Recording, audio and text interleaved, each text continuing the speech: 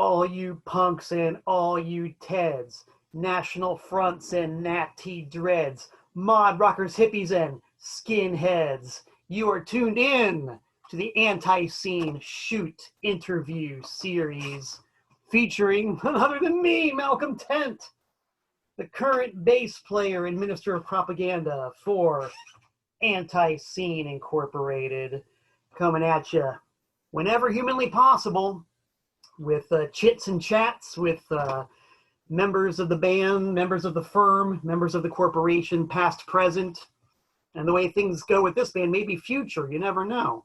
So yeah, I hope you guys saw this really super duper graphic presentation of the drummer of the band from the year 2008 to about 2013.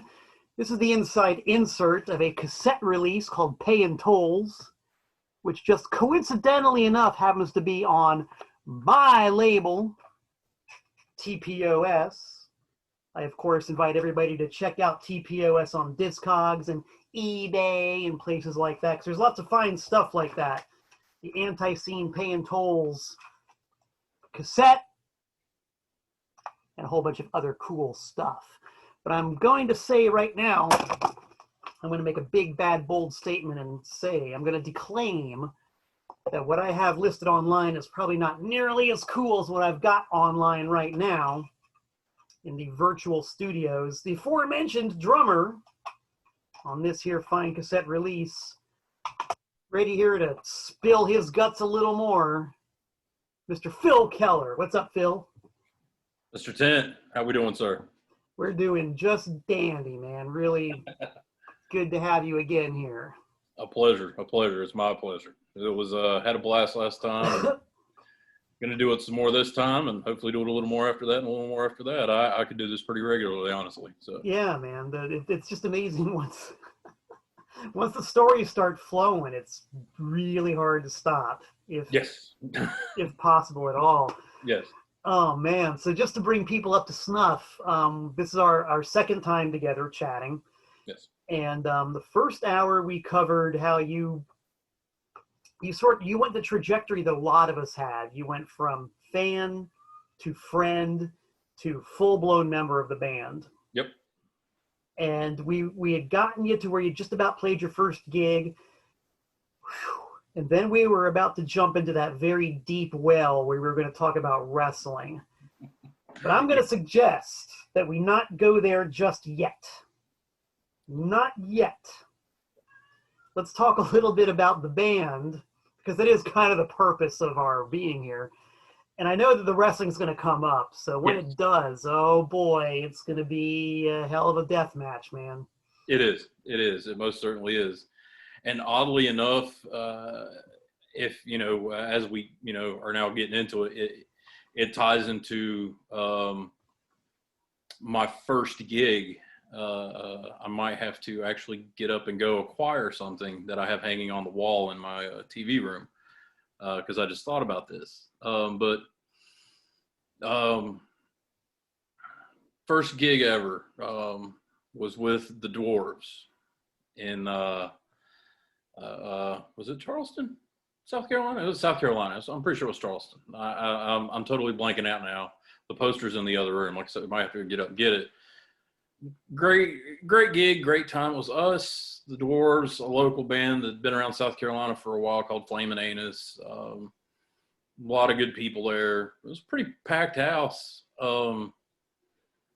The reason why wrestling plays into it is not only the poster, because the poster itself, it has a, Lucha Libre wrestler on there, screen printed, real nice, really nicely done, but the set list that Clayton printed out for that night, of course, I kept it because not only, as we addressed, not only being a friend and being in the band at this point, I was also an ANTiSEEN mark, and I kept it not only because it was my first show in ANTiSEEN, but because it was my first show in ANTiSEEN, that double kind of meaning there. And the set was broken down into 3 segments, and in parentheses, at the beginning of each segment, he basically booked the set. like you book a wrestling match, like you book an angle, Uh-huh. you know, and he had it written out like a booker would for a wrestling match. It's like, this section, you know, if I don't get it now, I'll definitely produce it on the next meeting. I don't want to get up and make you wait because I have to take it down for them. It was something along the lines of, this part of the set is to lull them into a false sense of security, bring them in, get them in, you know, just like a wrestling match, hook them, bring them in, get them in. Middle sections where things start picking up a little bit, you know, the heel starts getting a little heat, you know, things start getting interesting, you know, the match picks up, got some high spots. And then here comes the last segment. I can't remember exactly how it's worded, but basically it's like, oh shit, here it comes. You know, you get the babyface comeback. Well, actually now with us, it would have been the heel comeback. Yes. You know, the heel shine and then the fuck finish, as they say in the business. Got to have the fuck finish. You know, powder in the eyes, foreign object. Throwing fire. Yeah, the fireball, the mystic fireball, you know, the Sheik. You know, God love him. Whatever, you know, whatever kind of heel finish you want to do. And that's the third part of the set. Boom, go home. There's the finish. And basically that's what the set list had on it. It had broken down like a wrestling match. So that's funny, you know, like I'm not going to go way deep into wrestling right now, but you know, it was our stage shows. I'm sure still to this day, correct me if I'm wrong, you know, it's not scripted to every nth degree of, oh, well, I'm going to, you know, do this, do that, do this, do that. It's just basically like, hey, there's a spot I want to do at some point, and then we'll just call it in the ring. Right. Same thing as wrestling. And the way live shows went, especially the special live shows, whether it's a Halloween show or an anniversary show or whatever, it's done like a wrestling match. You know, you don't start off with the heat. Right. No, you don't. You don't do it. You know, the heat comes later. You know, that's how you got to bring them up, settle them down, and then bring them up, settle them down, and depending on how long it is, you know, after that second, maybe settle down, you bring them up till they're white hot and go to the finish, go home.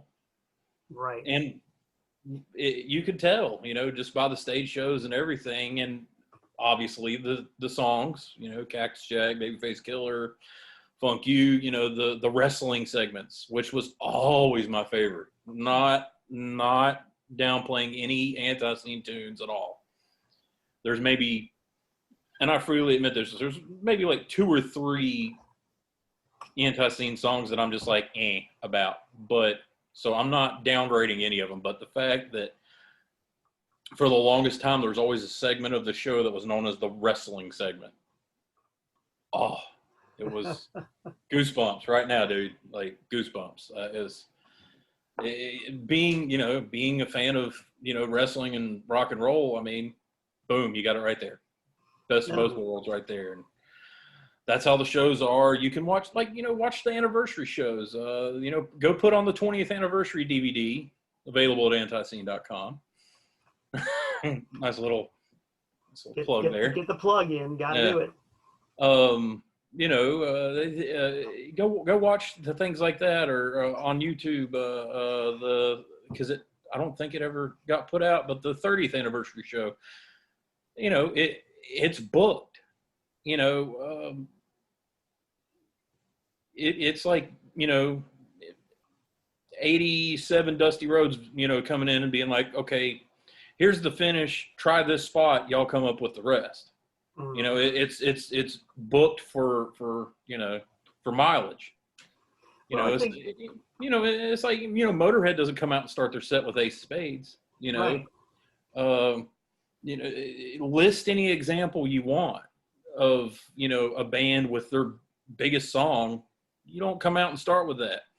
Now, if you do ever interview the Commander-in-Chief Clayton for this, You'll have to ask him about starting the set with "Fuck all y'all." I'll save that story for him.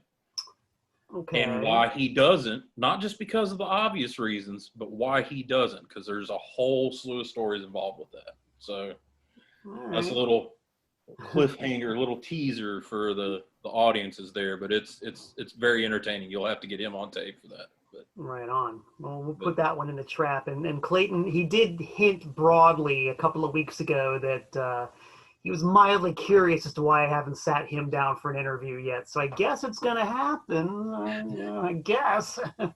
really? Yeah, I was going to say, I mean, you can. That guess is as sure as a fact, but, Well, it's interesting you should say that. I can think of one instance in which, maybe even a couple, in which a band would open up with their greatest hit. And that's when my beloved Devo, my all-time #1 favorite ever, they were playing Lollapalooza back in '97, and on the bill with them was Metallica and Tool, I believe, along with, I think, Snoop Dogg and some other people who Devo did not mesh with at all. So they basically, when they had their 30-minute set, they just hit them right off the bat with Whip It, Girl You Want, Gates of Steel, because if you didn't grab them in the first minute or so, all those Metallica fans were just going to, be throwing bottles or walking out or whatever. Yeah. But that's a pretty rare occasion. It's pretty doubtful that we're going to be doing Lollapalooza with Snoop Dogg anytime soon. Exactly. So, yeah. That's a perfect example. That's but even if you were, and that's a good example, but I'm going to counterpoint as well. When we went and did Speedfest, God, that was a good weekend. That was so much fun. And I'm fast forwarding, a little bit. No, not that far. It was, I can't remember the year. I'm sorry. Anyways. He's only the drummer, folks. Don't expect too much. Well, no, I have to remember everything else for everyone else. That's the thing. Okay. Yeah, I have to remember words for Clayton. There's some live clips floating out there where you see him turn around to look at me for where he's at. I could name you one song specific, Animals. Sometimes he'll get a verse backwards and he'll turn around and look at me. I'll have to feed him the spot. Mm-hmm. But anyways, enough about that. I'm sure certain singers of the band would agree with that. Yeah, enough of that. Enough. It doesn't happen too much. But when we went and played Speedfest, we did our set, the same way. I mean, granted, we had Captain Catastrophe, our good pal from Belgium, come out and set himself on fire when we started our set. But, we started with, Today Your Love. We didn't go straight into whatever, it was a fairly normal, like I said, booked set, where you bring them up slowly, and then you go home, and that was a huge crowd. And I remember we had them, I mean, again, with the help of our dear friend Captain, him coming out there, he introduced us, set himself on fire. Clayton comes out, we starting to Today Your Love, and, we had them.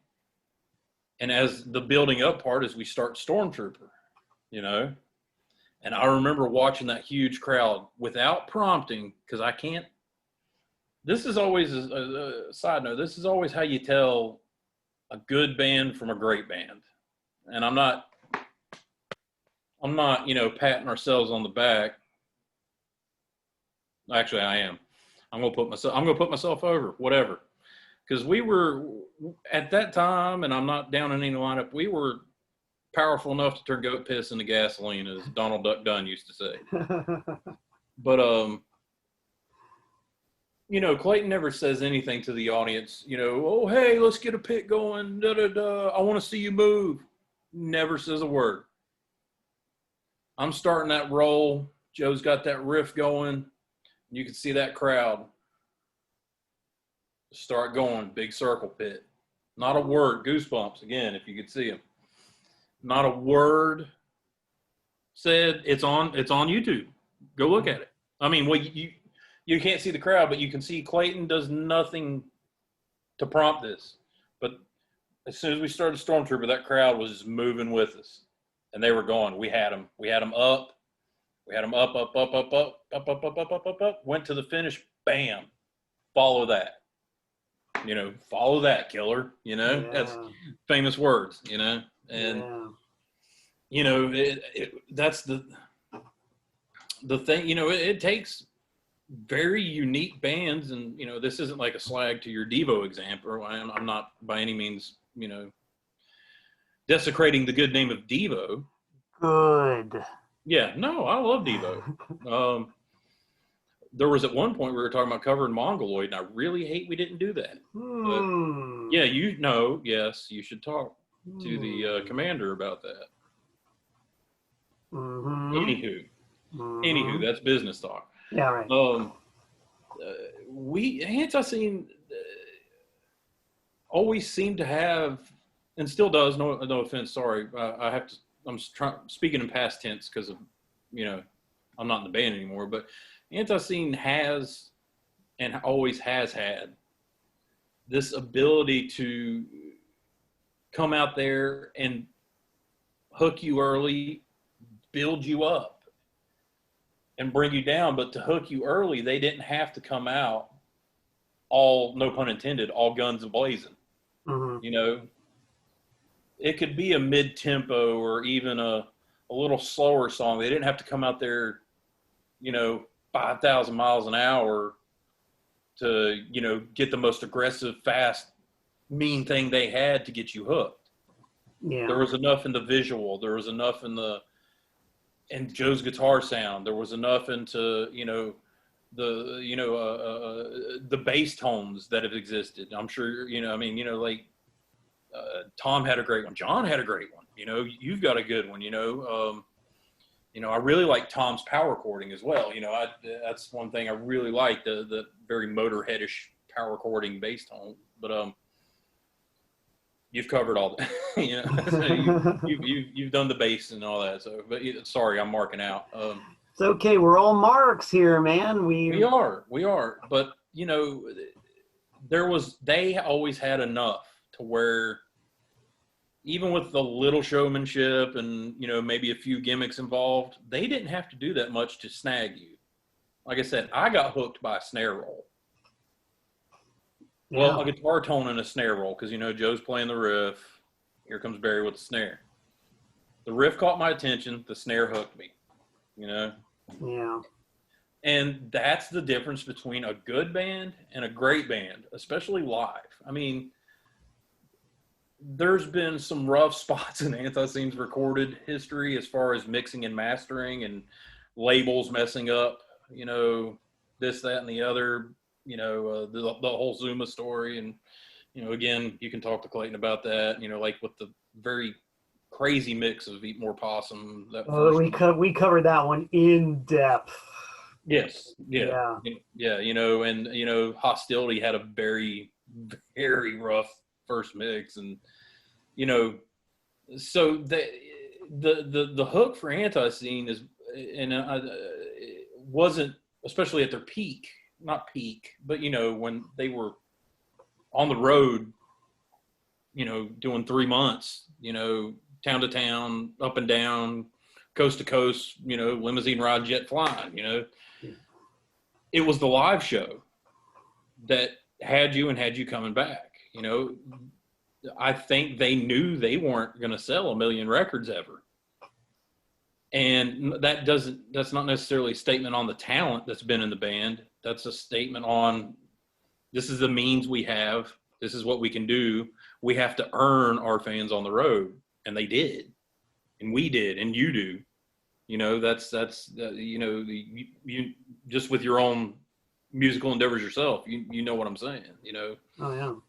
And ANTiSEEN has that where they can get you live, and then you go buy the records, you know, that classic formula that, you know, you don't, you know, they didn't necessarily tour to promote a record. They toured to get the fans to do a record, you know, like it was a funding of and investment, you know, and that's how it worked. You know, the shows were enough to hook anyone. And I know people who, you know, are casual fans and they're fans strictly because of the live show. And that's, again, professional wrestling as well. Well, you know, I've seen it with my own two eyes on a number of occasions, and this actually, it ties into a couple of things that I think you and I talked about. It's starting to blur now. I've talked to so many former members of the band that I cannot remember who I said what to. But the fact that, okay, there's going to be an occasional off night, you know, or you're going to perceive it as being an off night. And I thought about it, and so far, since I've been in the band, there's been one of those. Yeah. And I'm not going to say where it was. I'm not going to say when it was, because for somebody, that was the first time they ever saw ANTiSEEN, and it was the night that made a fan out of them. Didn't matter what I thought about it. Didn't matter what anybody else on the stage thought about it. I think back at that night and I cringe. I thought it was just not that good. But after that performance where I was just like, oh my God, I can't believe how bad that was. Kids were coming up and saying, God, I've never seen you guys before. That was awesome. Will you sign this? And yeah, you know, they're lined up at the merch table and it's just like, well, maybe the artist is not the best judge of their own work. Yeah. You know, you get out there and you do the best you can no matter what. And when the fundamental product is that good, someone's going to get it. Someone's going to get it. Yes. And a lot of that ties into what you were talking about, set construction and how to put a set together. You can't just, and I've you know, been to a lot of shows and seen a lot of bands, as you have too. A lot of bands don't get the art of set construction. You can't just throw a bunch of random songs together, or even worse, get on stage, play a song, and what do you want to do next? I don't know. What do you want to do? What are we going to do next? You know, you can't do that. No. It's an art and a science. It is a science. And one of the people, you know, I could sit here and list people all day, but, you know, Jeff has a true genius for that. Putting the set together, you know,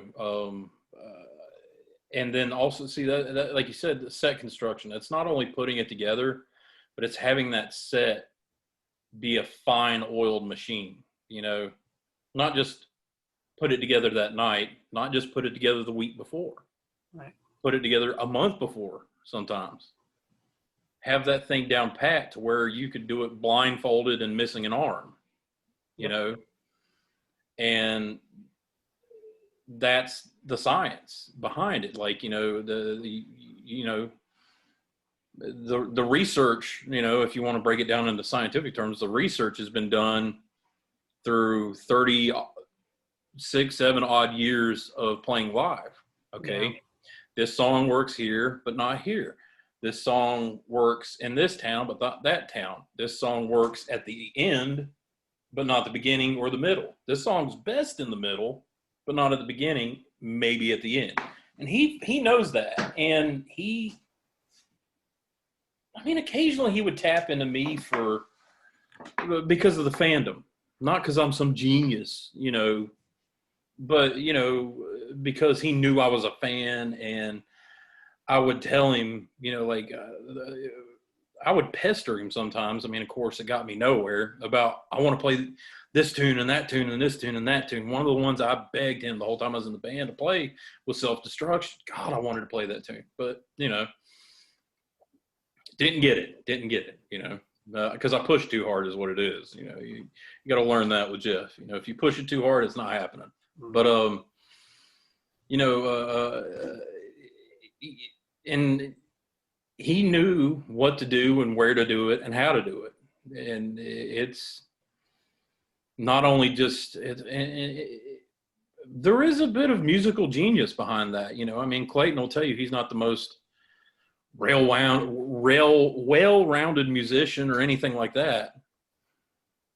but he gets the theory, and I was classically trained on several instruments, not drums, not bass, whatever. But, I learned a lot of theory as well. And which also kind of ties into how I played. This is something Jeff brought up a couple of weeks back and wanted to touch on it. And he, I told him I wanted to touch on it. But as far as theory went, to me, with set construction, there's also a way things should sound. And the way I played songs prior to me being in the band, songs that I wasn't a part of the writing process of or the recording process of, I picked in my head as a fan what I thought the best version or the best way of playing that song was. Yes, most of them were me trying to play like Barry Hannibal, because in my mind, that's how it should have sounded. Now, if you go back, whether it's live shows, if you want to look on YouTube at live clips, or, some of the more funkier, groovier kind of songs, the inspiration for those was Greg Clayton. Because he had more of the flow, the groove. He was very splishy splashy, his rolls, his snare tom rolls, everything. They were dripping with funk and groove. Loved him. And not saying he was lacking power. It's just, I heard, an R&B, a Motown influence, jazz, if you will, in Greg Clayton. Mm-hmm. I heard power. I heard Kiss. I heard rock and roll in I heard Motorhead and Barry Hannibal. So, yes, because most of the songs we played were power tunes, I tried to play like Barry. The songs that I was a part of the writing process of, I can name you two extremes right now that are on the same record, probably available at ANTiSEEN.com. I haven't looked in a while, so I might be. But the ANTiSEEN split with Nunslaughter that had Down to the Bone and Air of Opportunity. Those two songs are night and day stylistically apart. Down to the Bone, Joe Young wrote about The Walking Dead, the TV show. It's that was an adventure in and of itself. When Joe's like, hey, I got this song. Okay, I got words too. Okay, and he's got this groovy little tune, so I played it very groovy. I played it my way, the way I would play a groovy song. And then Air of Opportunity, which John wrote, which was, terribly underrated. I don't know why this song, oh God, I love that recording. I love that song. I love the riff. It is not recognized enough. And yes, again, Pat, that song, it was good. It still is good. Everybody should listen to that song. My drumming on there, it wasn't Barry Hannibal. It wasn't Greg Clayton. That was me. And, it's because I had to be me, because I was a part of that writing process. I was a part of that recording process. I couldn't lean back on what I heard was the best way to play it. I had to play it my way, but make it fit and make it sound how ANTiSEEN should sound, which I think I did a pretty good job. That's my personal opinion. And I mean, not that Clayton disputed that, it's just I think he overstated, and, I've talked to him about this. I'm not mad. I'm not, I'm just wanted to break it down a little bit more. Overstated my reliance on my fandom of Barry Hannibal too much. Yes. And it exists. It still exists to this day. Barry playing drums now, God, I love it. Not that I didn't like him on bass. Loved him on bass. But every time Barry's behind that kit, tear in the eye, goosebumps. I love it. I love it.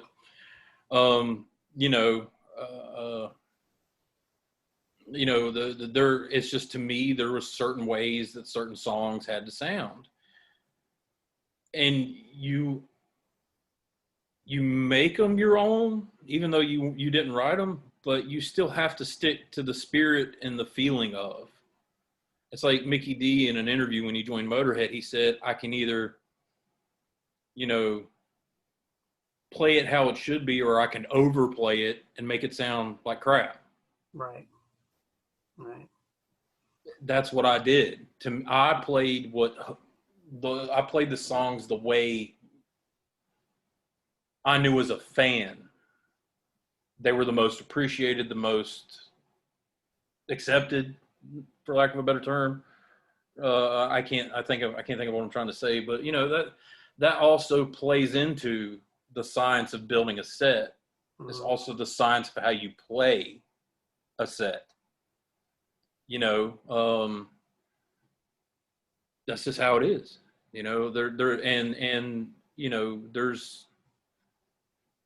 I carried what I learned from Clayton into other bands. Like when I started the Beatdowns, the way I would build our sets was like the way he would build an ANTiSEEN set.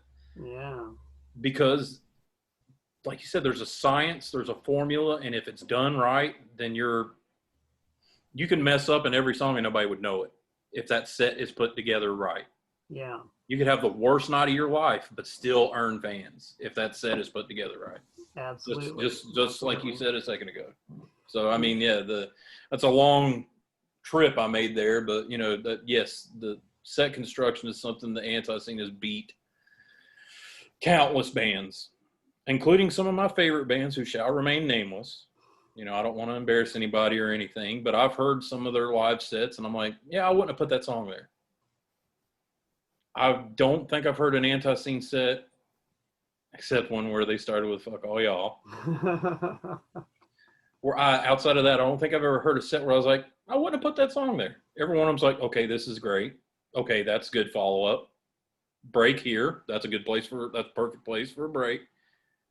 Oh, we're going to put this here. Okay. I always find myself in my head, whether as a fan or whether I'm playing, doing that as I read the set list or hear the songs being played. I'm like, oh, okay, this makes sense. Yeah. This makes sense. Because he knows it. He knows it inside and out. He knows that theory. And I'll stop putting him over about that. But it's just, it isn't, but it's very impressive. It's one of those things. You know, like the way I've always looked at it, putting a set together is actually like writing a 35, 40-minute song. Yes. You know, yeah. Everything has to flow together, not just in terms of, you know, the song, but the whole thing has got to flow together. You've got to have your key changes. You've got to have your break. You got to have your middle eight. You got to have your climactic finish. The whole thing should be almost like a symphony, one long flowing piece. And you can always tell a band who doesn't understand. You can very easily tell a band who doesn't understand that. It's like they're throwing fragments at you and bullshit, and nothing hangs together, and it's just kind of like a song here, a song there. You know it's a mess, and you hear the mess, and you're like, I don't know about this. You know, the songs might be being played perfectly and great, and you might still be having a good time, but you're also at the same time like, I wouldn't do that, you know?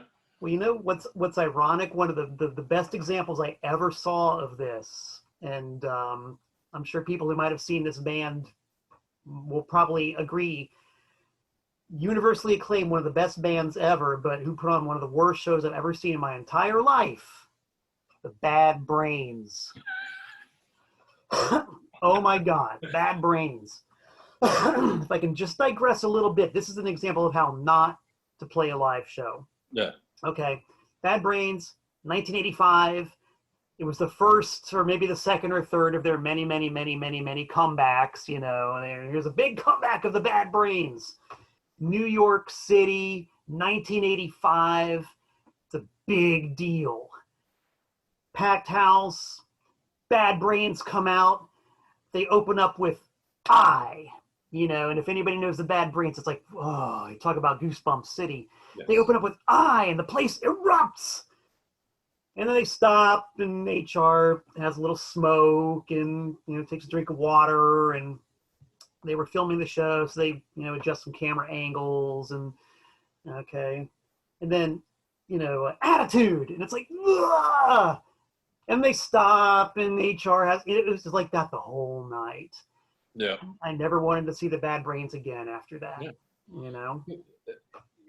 Because again, there's an artful way to bring the fans up, and there's an artful way to settle them down. But you settle them down, you just don't drop them flat like they were doing to you. Like you just said, they dropped you flat. Right. And after such moments, because the Bad Brain songs weren't that long, and even ANTiSEEN songs aren't that long. After those punctuations of energy, you don't just drop somebody. And that's actually another thing talking about set construction. When I kind of worked into the set, hey, let's do it Ramon style, no stop. Let me get the 1, 2, 3, 4, and we're gonna go. Like literally no stop. Except for a pause here. Everybody get your breath, get some water. We're going in. Generally our sets were 3 segments. 2 breaks, very quick. That's it.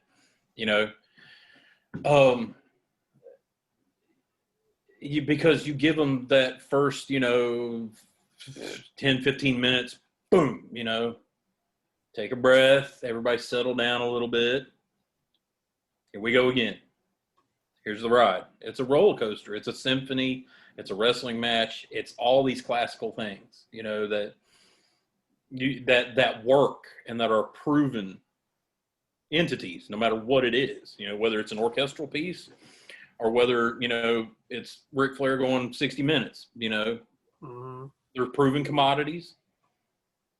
They're proven money makers, not saying, by any means, we were making millions of dollars or anything, but we were getting fans, we were getting put over, we were getting good responses because we used proven entities. And everybody, especially Jeff, had the savvy to do as such, and it's the show. I mean, that's the thing. Even we talked about before, like if you're playing on that Wednesday night in Utica or whatever, I don't know, I'm just throwing names out there, and there's 20 people there, you still put on that show. Well, yeah, you have to. I mean, because otherwise you're not only wasting their time, you're wasting your time. Because why go through all the trouble to spend 8 hours in the van driving to Utica, New York on a Wednesday, and then just not do anything? Exactly. It's kind of pointless.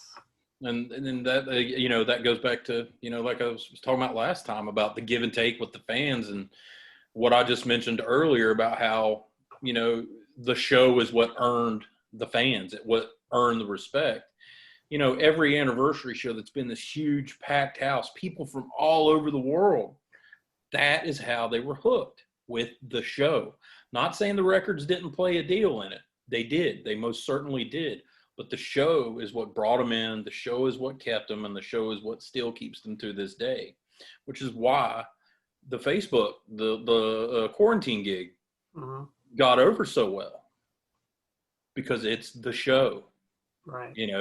It's seeing, the ferociousness of, Jeff up there, and, the being the big teddy bear that he is, that, kayfabe, but, he's up there just growling, and, you're hooked. And then, Russ, God bless him, who has just, stepped into that spot, like he was born for it. I mean, not downplaying anything he's ever done before, but it's like he was born into it. He's the reincarnation of Johnny Ramone almost, the way he plays, and the ferocity in his face, even, and the sweet angelic Malcolm Tent, you even look ferocious when you're playing. And it's the show, it's the power, it's the, whatever recordings y'all do as this lineup, they'll be great, they'll be everything, but they won't be the show. You know what I mean? Yeah. Does that make sense? Well, it makes perfect sense. And what you said was very interesting because, what we were talking a little bit before we went on camera, and I said I'm the most mellow, relaxed, easygoing guy in the room typically. Yeah. But Yes. this is a true fact. When I get on the stage, especially, but even in rehearsals, and I get to put on that bass and crank up that Mesa Boogie 215, courtesy of Mr. Barry Hannibal, and turn it up to about 4. Actually, is all you need on a Mesa Boogie 215. Yeah. On that 4, Yeah. and then whatever it is inside this sweet, angelic 136-pound specimen that just really is pissed off about the entire world and the entire sorry state of the human being. I mean, everything. It's in there, but now it's got a channel. Yeah. And all I have to do is turn it up to 4 and stomp on that Boss overdrive pedal. And that scowl is not, that's not a work. That's the stuff. That's a channel. That's a shoot. That's yeah. And much akin to, like, I mean, of course, not with the poppiness of the Ramones, but pretty much with song content, lyric content.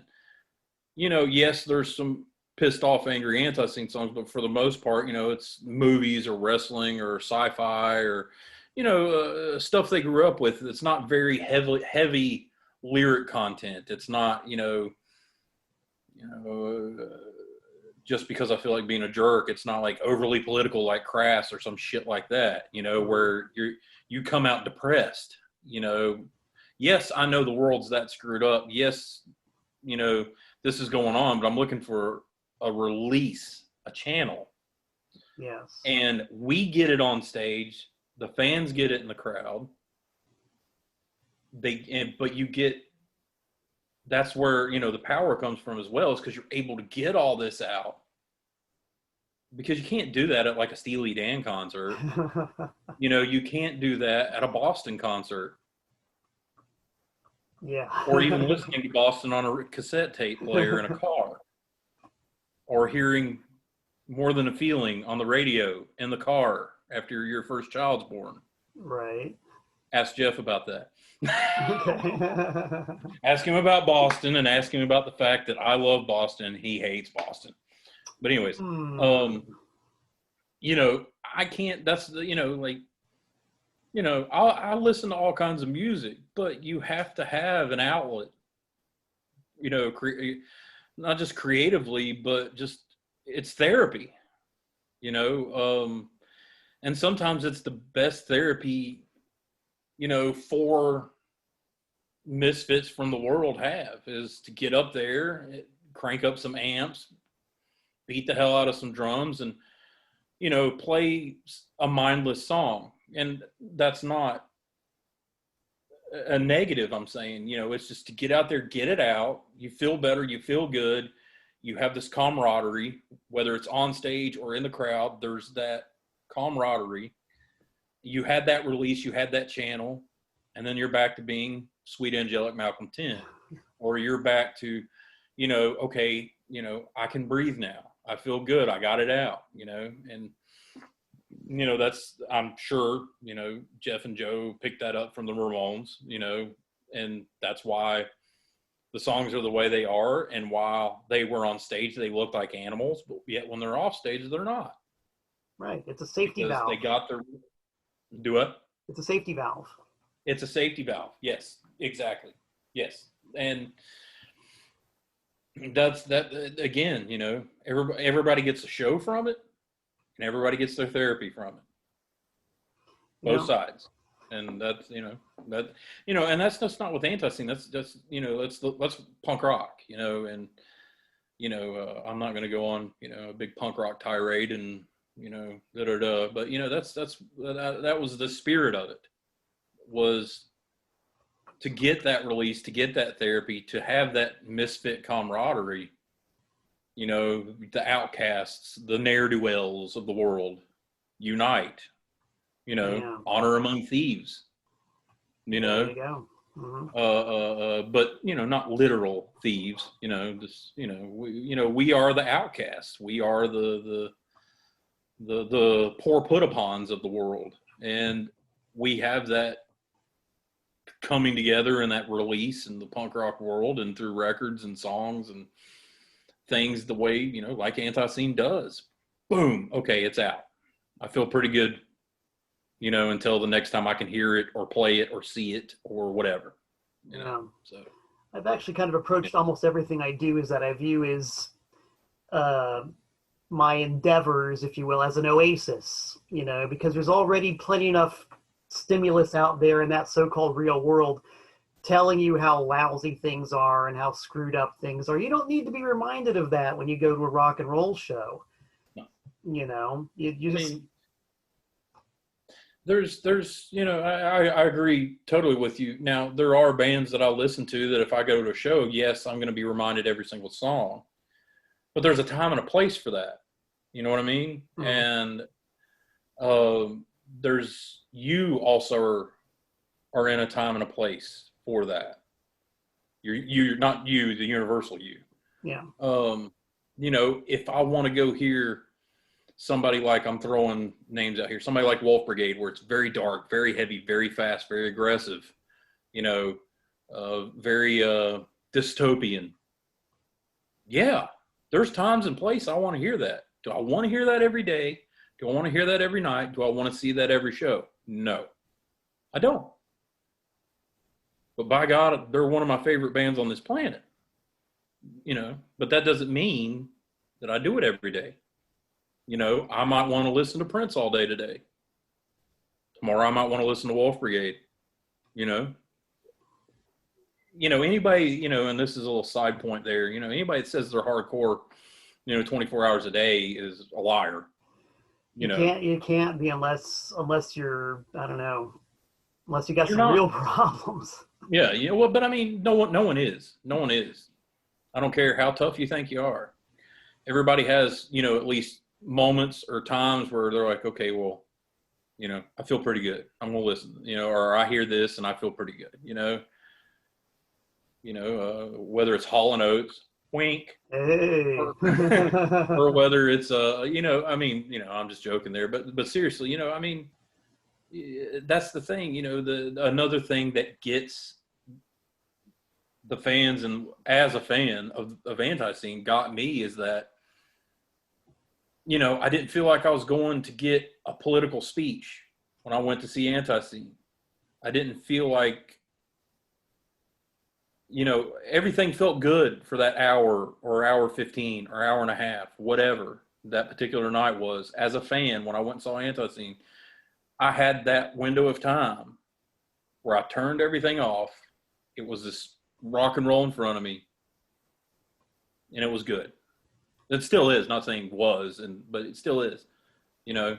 But watching as a fan, you know, that's what not just got me. I'm sure it got you, because ANTiSEEN is one of the few bands that does that. You know, still does that to this day, because, you know, rock and roll's dying. You know, no pun intended, dying breed. It really is a dying breed. You know, excuse me. No, you're not up there singing about, you know, bubblegum and puppy dogs and everything and trying to gloss everything over, you know, but you're also not getting, you know, a crass sermon. You know, it's met in the middle, and you're able to I don't want to say desensitize, but you're able to forget. You're just able to turn everything off for whatever that set time of the evening is. And, you know, that's why I think, you know, and I see more bands doing it. You know, that was such a good idea for y'all to do that live show, because that still enabled people to get that right now, you know, and that's one of the things that, you know, I hope will be more appreciated when, you know, everything starts settling down. because, I know, we all know, not just in underground music, but in the mainstream, live music has been suffering for years because of, gimmicks like this and the gimmick we're talking on right now. These things have made live music suffer. It's, and I hope, that it will, I'm sure it will definitely be appreciated more and cherished more, on the other side of all of this.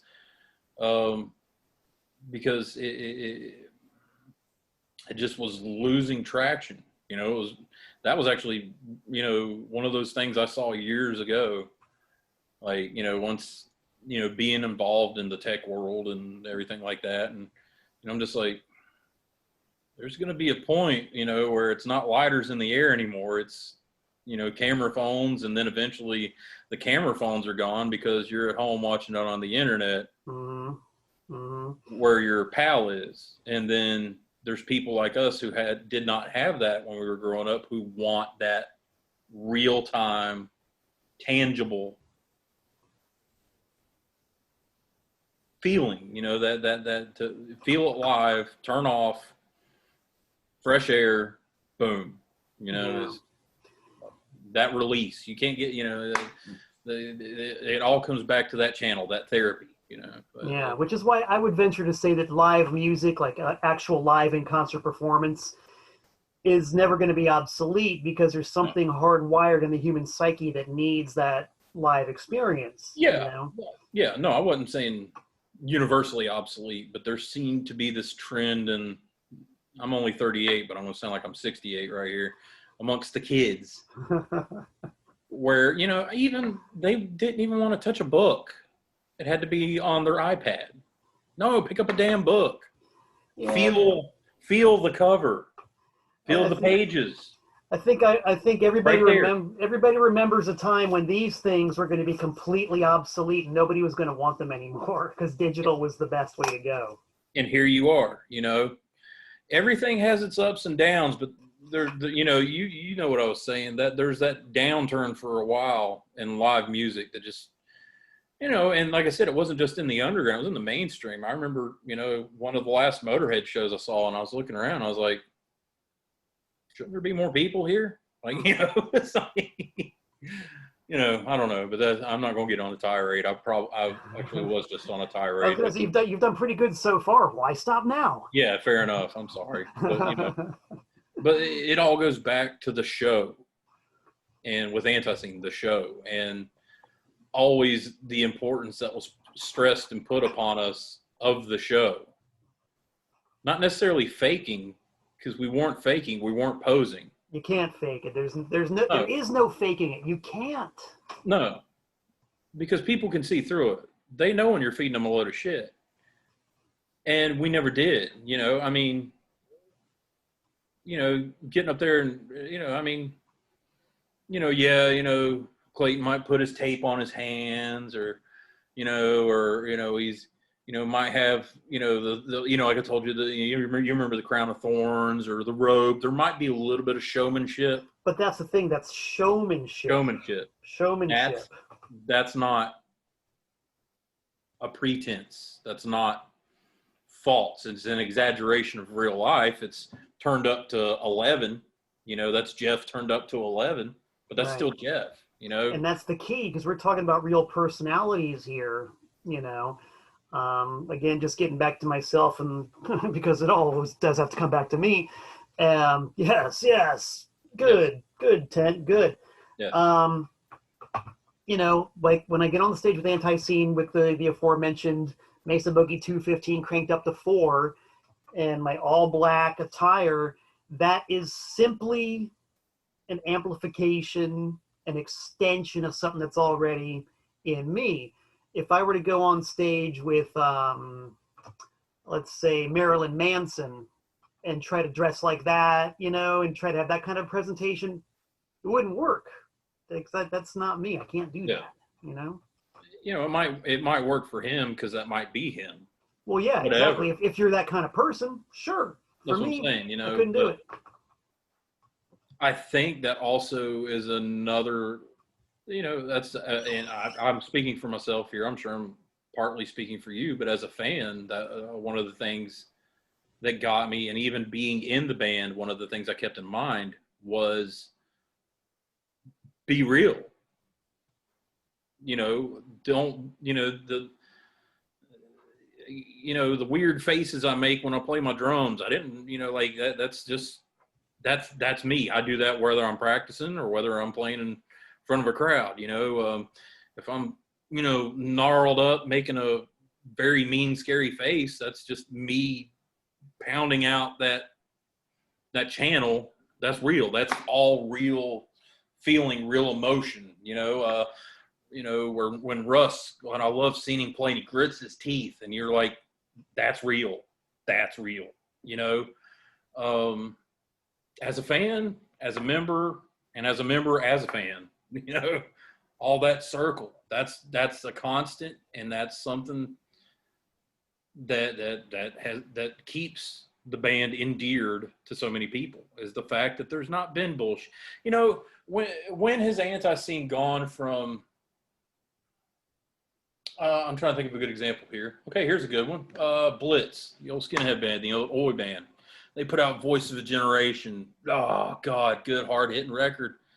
And then they put out a new wave record. Yeah. You know, kind of, I don't, you know, what you call telecommunications, but whatever that record was. When has ANTiSEEN done that? Never. Yeah. Anti-Nowhere League, because I just watched their documentary. Great documentary. Obviously, we're fans, you know. You know, they put out, you know, a couple little, what was it, Crime? Yeah, Crime. The Perfect Crime. Yeah, what was that, 86, 85, somewhere? 86, actually. Yeah, 86. You know, and you got synthesizers, a saxophone, and a penny whistle from the band that just played So What? When has ANTiSEEN done that? Well, you see, Never. here's the deal. Anti-Nowhere League matured. I don't think ANTiSEEN's ever matured. It's got nothing to do with much maturation. You know, it has to do with being real. And, you know, Animal, on that documentary, just sticking with Anti-Nowhere League, you know, said himself, yeah, you know, we got married and money and cocaine, and, you know, ANTiSEEN's never had that fuel of the chase of money or drug habits, debilitating drug habits, or, you know, rock star excesses, you know. I mean, shit, we were lucky to get a pizza. Yeah. You know what I mean? And, well, you know, and I don't mean that disparagingly, saying that, you know, lowbrow or anything like that. It's just, you know, the realness was in the van, in the club, on the stage, at home. It was the whole way through. Yeah. There was no pretense. There was no change. There still is no pretense, no change. You know, yeah, you might be nicer on the street than you are on the stage. Maybe, depending on the day. Maybe. Certainly with me. Certainly with Jeff. He'll tell you that, you know. But that's the thing, is there's no posing. There's no faking.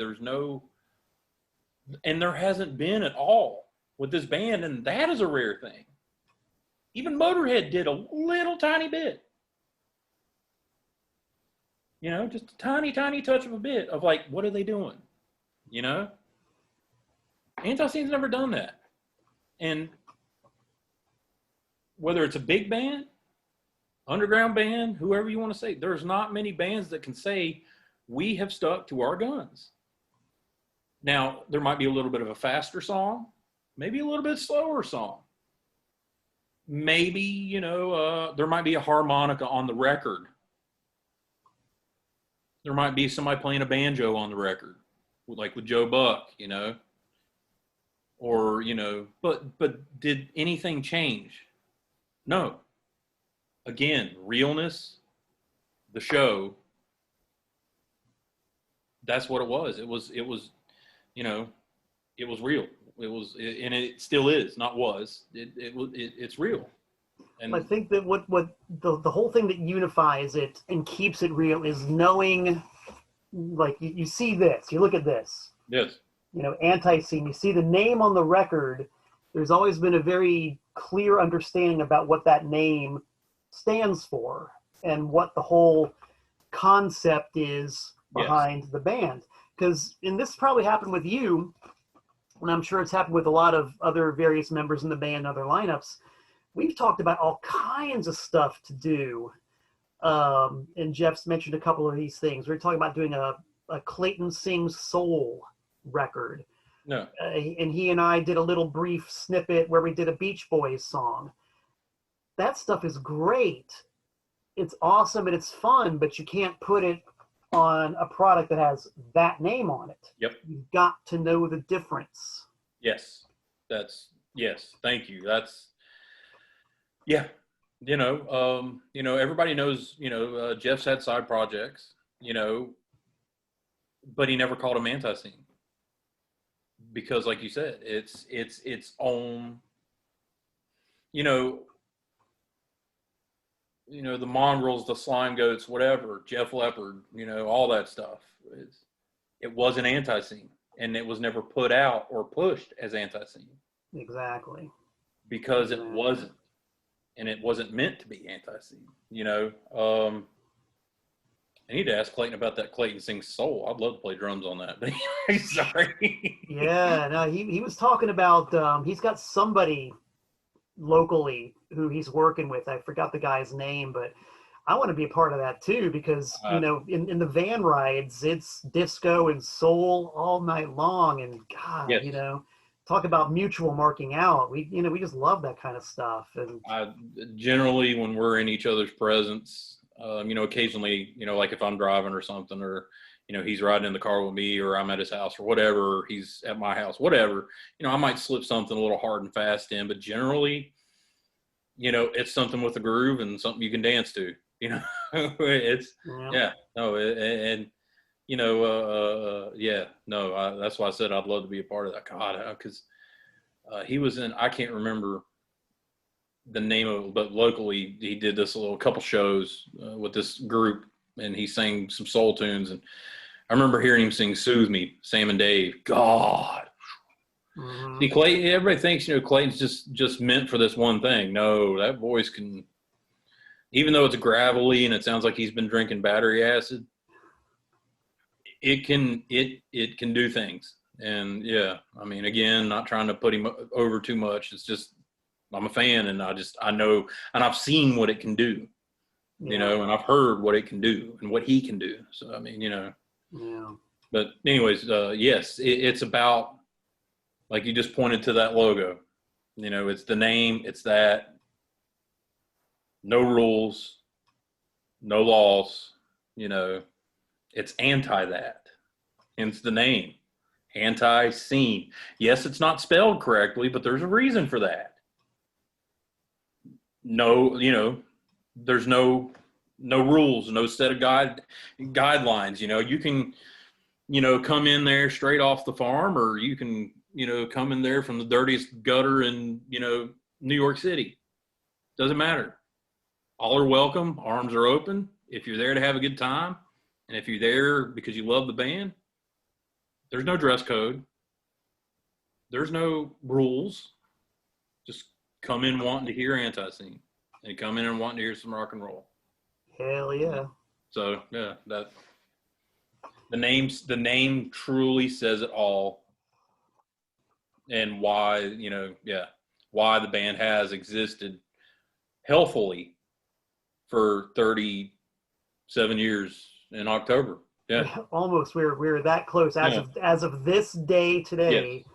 I had to look at. We are just about a month away from ANTiSEEN's 37th anniversary. Put that in your pipe and smoke it. Exactly. Yeah.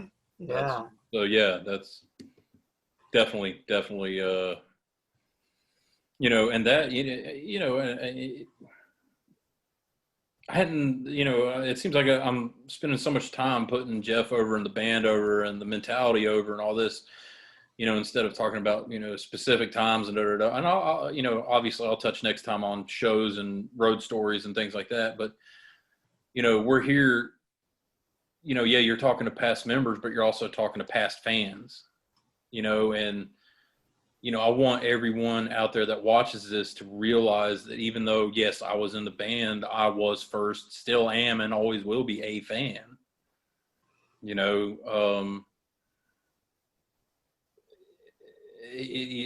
so that's my experience mostly, is not, as a band member too, being on that stage playing and realizing, I got Joe to my right, Jeff's in front of me, and, I got my pal John over here to the left, but there's Joe and there's Jeff.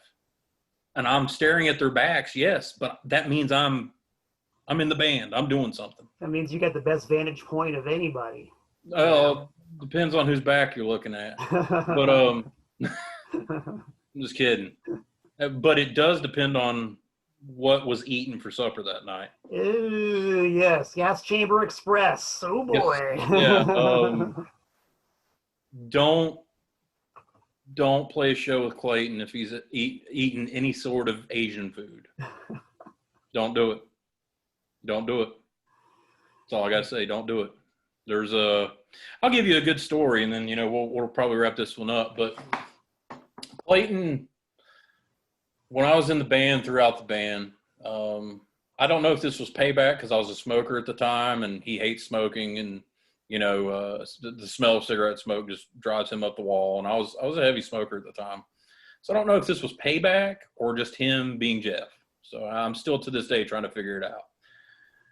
But we off and on, depending on what was ate, his bowels would show their strength, and I would bear the brunt of it because I'm directly behind him.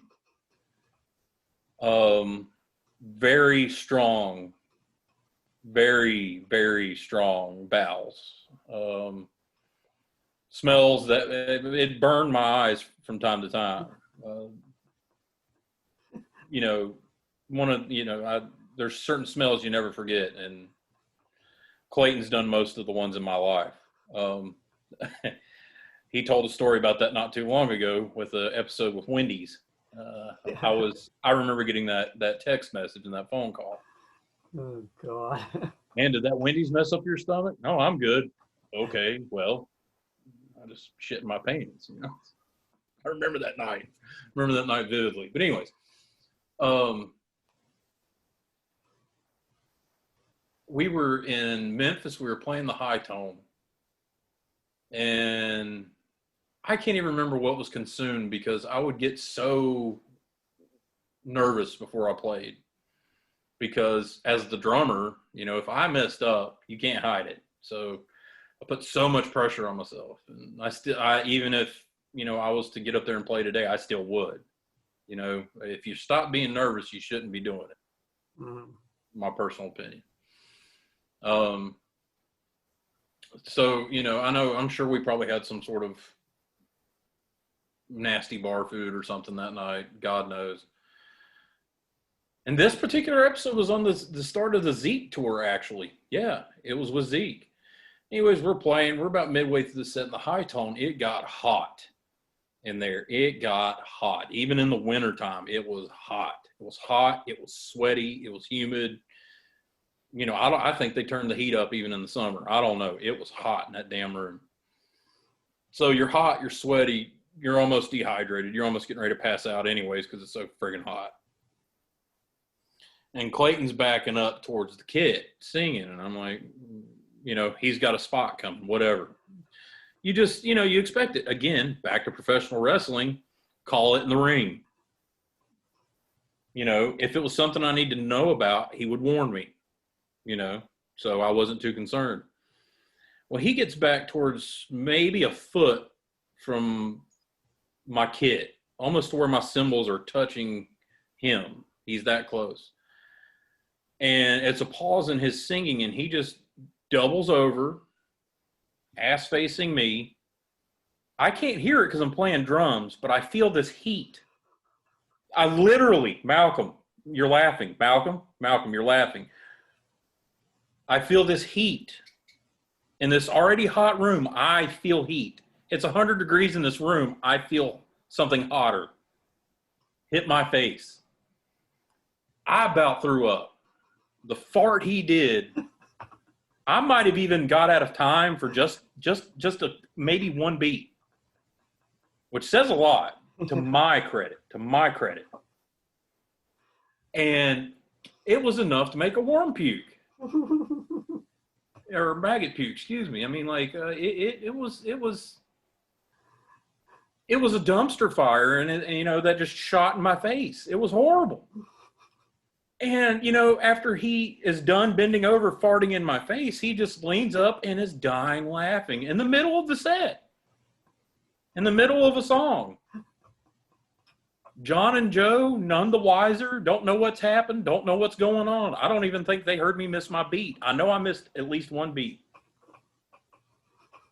Oh, that happened a lot more than I cared for it to. But it was still funny. And it was real. And that's realness as well, But, and even people in the crowd, they would look at Jeff. I remember seeing the faces down front. They'd look at Jeff. They would look at my reaction. And they would see Jeff laughing. And they knew what happened. The crowd knew what he just did. Mm-hmm. It's the realness. It's the show, And that happened a lot. But that night in Memphis particularly, like I said, mainly because of the heat. That's what was so bad. I felt it's like the Sheik throwing a fireball. I just felt heat, but it was gas, and it was, yeah. Well, I'm going to be extra grateful for my position over on stage left because I don't think he's done that to Barry. I'm sure he's done it to Greg. I think I'm the only one that's probably dealt with it the most. I think Jeff knew he could get away with it with me because I was just too much of a fan to do anything otherwise, as disgusting as it was. So, well, when you're in, you're in. Oh, I was in, and I was in face deep. Some nights, and that's and then, I remember, that John a couple times would notice him doing it, and then, and then after the show, not just that night, but any night he would do it, he'd be like, "Hey, did you see me fart on Phil? Did you see me fart on Phil? Yeah, ha ha ha, motherfucker, it's, yeah. They smelt it too, there's one show memory. Well, and I'll give you more. It's just, like I said, it's just the times as a fan and being in the band as a fan, that's my experience. And if, we're talking about my experience, that's what it is. So, but I'll definitely give you more stories and try to stay more focused on the road and stories and songs and things like that. So. Whatever, man. This is all as much a part of the story as anything else, man. Get into the philosophy of it, the humor of it, the art behind it. Yes. When I talked to John Bowman, he specifically mentioned it, that there's a lot of art behind this that a lot of people don't get. So yes. We're talking about that, and that's cool. And, who doesn't love a good smelly fart story? It's cool, man. It's cool. It is. It is. Unless you're receiving it. But. Yeah. And on that note, yes, I think we have mercifully run out of time on this week's ANTiSEEN Shoot interview with Phil Keller. Yeah, man. For some strange reason, I thought that, about an hour or so we'd be done with Phil. No way, man. We're 2 hours deep into this, and there's plenty more. It's like Richard Carpenter wrote, I think he wrote it, but Karen Carpenter definitely sang, "We've only just begun to mark." Yes. So that's the one of the funny things is being a fan, a friend, a member, and all that. I got all the dirt. Yeah. I was there for most of it. Not most of it, but at least 5 years worth of it. And that 5 years might as well be 20. Yeah. It was, and I don't mean that in a bad way. It was all good. It was. He's aged 20 years in 5. There you go. I was waiting for you. All right, cool, man. We've got to thank Phil again for doing this. It's been a lot of fun sitting on the porch with you and spinning yarns and cracking tales. Yes, and sir. we'll have installment number 3 coming up. Yes.